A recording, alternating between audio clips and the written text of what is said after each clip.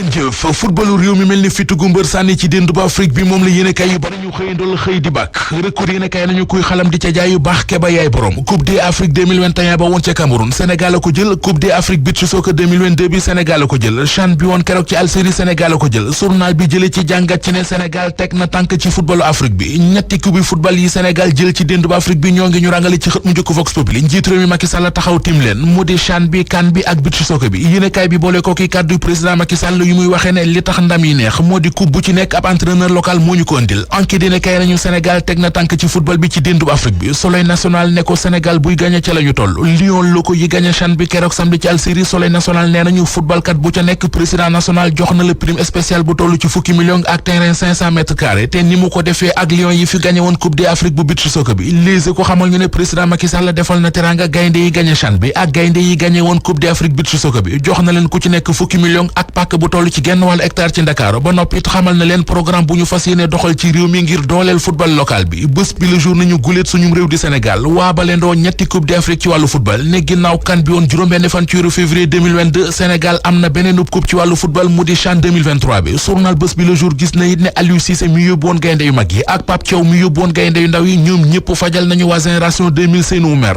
joojo fajul joojo wala fi nee nañu mer mu yàgg la diggante Benno Bokk Yaakaar ak Pastef l'Observateur nee nañu ci xeexu mbooloo guerre des foules ca la ñu toll ubbil yéenekaay bi ginnaaw meeting bu mag bi waa Pastef defoon ca Kër Massar waa Benno Bokk Yaakaar ñoom it wane nañu seen bopp démb ci dimanche yi ca Pikine ci meeting bu mag mobilisation bu rëy l'Observateur nee nañu moom la ñu dund démb ca terrain CFA ba ca Jidda Caaroy kaw muy Tëngéej di Parcelles Assainies Kër Massar Mbaaw ba Géejawaay fu ci nekk la ay militants jóge woon ngir teewe si meeting bi 2 heures ci ngoon yéenekaay bi nee nañu booba fekk na terrain bi fees dell ak mbooloo mu doonoon nag ci teewaayu premier ministre Amadou Ba mi ñu yéenekaay bi xamal ne bi mu gisee mobilisation bu rëy bi ca la xamalee gaayam yi ne wan ngeen waa Sénégal gi yépp fi majorité bi féete fi doole ji fare source waa dañu xamal ne mobilisation bu rëy bi waa Benno Bokk Yaakaar def démb ca seen meeting ba woon démb ca Pikine loxo Fatou Diané feeñ na bu baax a baax ca mobilisation ba moom ministre de la femme yéenekaay bi mi ngi ñuy xamal ne li mu yóbbu ci aw nit ca meeting ba kenn xamul nu mu toll Walf Quotidien nañu majorité présidentielle bi mu di ñu ànd ak président Macky Sall juróom-ñeent fukki millions di 90 millions moom la ñu génnee teg ci taabal ji ngir organiser ci meeting ngir tontu Ousmane Sonko premier ministre Amadou Ba ma teewe woon meeting ba la Sénégal nee nañu aalu na nee na gaañam ñi gàtt geen gàttaani geen a koy faj ku leen cookaas fayu leen bu leen nangu kenn di leen xoqatal te suñu réew mi muy Sénégal kenn mënu ko déstabiliser journal L'Info nañu Amadou Ba indi na riposte bu saf sàpp ci defante gi Ousmane Sonko woote Le Quotidien nañu ci lu jëm ci élection présidentielle 2024 yi Amadou Ba battre na carte gi kupp na fay na nee na benn plan la ñu am Macky Sall la tudd mooy suñu plan 2024 mooy suñu plan 2029 le mandat bind na premier ministre Amadou Ba investir na Macky Sall ci élection 2024 yi bu nuppi nag di dànkaafo ak xupp opposition bi Direct News gis ne moom Amadou Ba ñaar la wane ci meeting waa Benno Bokk Yaakaar ba woon ci Pikine mu di fermeté ak loyauté poñse mburoog soow mu di alliance réew mi bu Idrissa Seck ak APR bu Macky Sall le mandat nee nañu poñse baa ngay neex ba léegi àllarba ji di ñëw président Macky Sall mu nga jëm ca kees di benn dëkk ñaari gaar yéenekaay bi ne ñun jiital conseil économique social ak environnemental borom parti réew mi mooy dalal njiit réew mi ca kees la yéenekaay dolli ñu ci ne moom président Macky Sall bu demee ca kees war naa dem ci Mbour extension di fa amoon coowal suuf fan yi ñu génn coowal suuf rëy su fa demee moom Macky Sall it war na faa joxe ay attestation individuelle d'attribution de parcelle projet 100 000 logements ba ñu fay waxit war naa bokk ci la ñuy waxtaanee ca nganug Macky Sall ga ca kees kenn ci doomi kees yi ràññeeku ca kees di Mor Gueye sopp na bi di promoteur immobilier yéenekaay bi nee nañu war naa bokkit ci ñi président Macky Sall war a waxtaanal ca projet ba tax na moom ak mouvement bii di sàmm lu ñu moom laas nee nañu ñoo ngay waajal bu baax a baax ñëw président Macky Sall ca kees Doudou Ka ministre bi ñu dénk transports aériens moo xëy amee xët mu njëkk l'Observateur waxtaan wu yaatu la xëy def ak journal bi ca waxtaan wa ma nga fay leeral ma nga fay gindi waaye ma nga fay sànni ay xeer Doudou Ka nee na nit ki buy woote ak mbaax di woote ak njub ak sell nit kooke day fexe moytu ñu koy tudd di tudd ay jacuzzi ak i salon de massage